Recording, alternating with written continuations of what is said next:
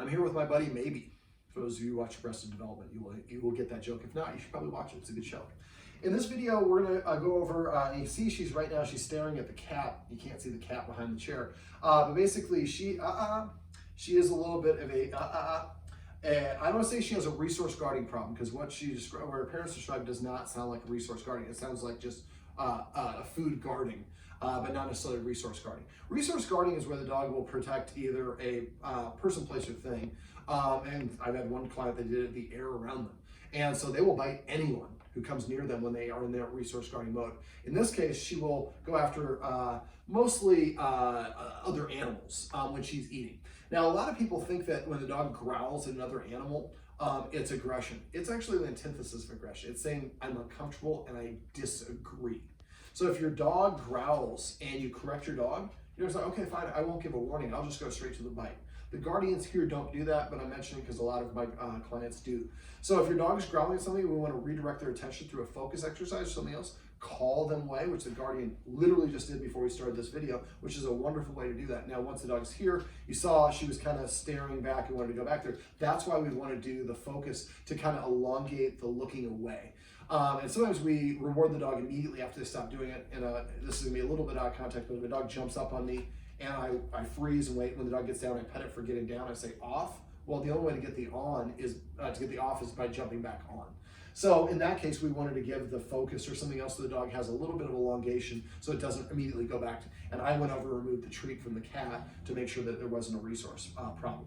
So the guardians have done some desensitization with the dog by going and messing with the dog when it's eating. If your dog growls when you get near when it's eating, it's again saying, I'm uncomfortable with you doing that. So what I do is I usually hand feed the dog while it's eating. I take one finger, I'm going to hold it on the back, I'm on the side. I'm just touching the dog while it's eating out of my hand. And sometimes the dog will stop. Yes, you're supposed to be pretend eating right now. But the dog will stop, and then if I have to, I might pick my finger off. But when the dog stops, it's kind of a warning. I disagree, but that's why I'm doing it this far away from the dog's head. You do it here, you're probably going to get bit. And the expression, don't bite the hand that feeds, it comes from this. So basically, the dog won't bite you while you're doing that. And first, you get it used to touching it here, then I'm touching with 2 fingers, and then I'm just kind of caressing. But I'm again doing it on the hip, and then it gradually works up until the point where I can be underneath their chin, and they're eating. Now, the guardians, I don't think did it that slowly, but they achieved the same right results. If you do it right, the dog will stop growling completely. And it's not a bad thing to get back to doing every once in a while. Now, let's say that I'm going to have to pantomime this a little bit because we don't actually have something to guard. We don't necessarily need to recreate it to see it. It'd be probably better footage, but probably not great for the dog. So let's say that this represents a dog that has some, well, we do it a couple different ways. Let's say this just represents a dog. Or no, let's say this actually represents Maeby. So Maeby's there and she's got a bone or whatever it is. So what we want to do is we're going to walk up. Now, if we have to do this, we do this maybe with another dog, but the other dog will be on a leash. Now, before this, we're going to set her up for success by exercising her. Give her at least 10 minutes to recover before that other dog gets here. So what we do is we give her something that she knows she likes, like a bully stick or a kneecap or a bowl of food or whatever it is. We're going to walk towards her and we're going to be watching her. When she stops engaging with her food or the kneecap or whatever it is, and usually they're like, chew, chew, chew. I'm going to stop when the dog freezes, and I'm going to take note of how far away we are. Let's say we're 15 feet away. She froze, and that's her way of saying, you got too close. Now I stop what I'm doing, I'm giving my full attention. And a lot of times they'll do it without looking directly at you. They'll do this. I'm looking at the camera, I'm just not doing it like that. So that's a big warning if the dog freezes or starts moving in slow motion. So basically, let's say that we approach, we get to 15 feet, she freezes, we stop, we turn, and we walk away. We go to like 25 feet or whatever you need to where she goes back to it. So we know 15 feet is her measuring distance that she's going to be reacted to for that specific dog. So we come back, again, that other dog's on a leash, we stop at like 16 feet.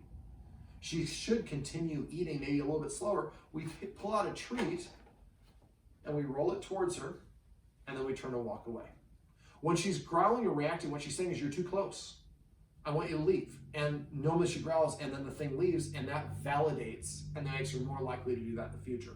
What we want her to do is recognize that when another person approaches, or a dog, not only are they not going to take your stuff, you should actually like that, because that means you're going to get better stuff than what you have.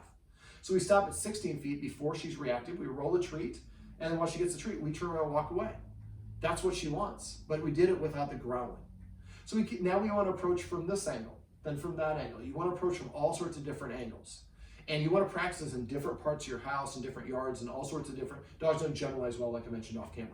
So basically, eventually it gets to the point where you can approach from any angle at 15 feet and she just ignores you, keeps on chewing her thing, maybe watches us. Then we've achieved enough, I got at least 5 of those in a row where she didn't growl and didn't stop. Then I'm going to go back to 15 feet and then roll the treat again. And then approach from all the different sides at 15 feet. Then 14, 13, 12. You're going to get to the point where you can be walking the dog all the way up, drop the treat, and turn and walk all the way and walk away. Now, the whole point of this is she can't freeze. Freezing is the warning that precedes the reactivity. Once she's reacting, she's not going to listen to anything you push too far. The whole point of this is no reaction whatsoever. So it might take 4 or 8 or 12 practice sessions. So there's one dog that she's around a lot in a different city, and the guardians go to visit. So we might want to actually, when we go in there, actually have them exercise the dog first, you exercise your dog first. I would take them for walks together, and from what I understand, the dogs are pretty good most of the time, and long as they're not a resource. But we want to build in positive associations, so walking the dogs together can be a beneficial thing to do.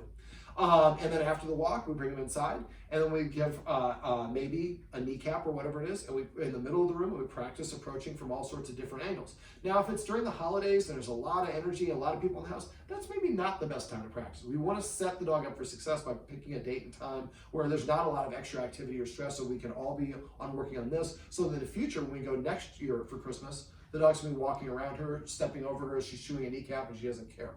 So pick and choose your battles. So this is something that, like I said, you're going to practice on a multiple case basis, and you're going to practice in different locations. Now, it's important that we understand that, again, the growl is not a sign of aggression. So if it's also for food, I would incorporate a feeding ritual. With chewing, make a list of all the items that your dog has growled when the other dog is approached and systematically desensitize them and exhaust that behavior so that she doesn't have to see that. Not only does another dog not approach me, no longer be perceived as a threat, like I said earlier, it's a positive thing. All right, maybe sit. One last little thing.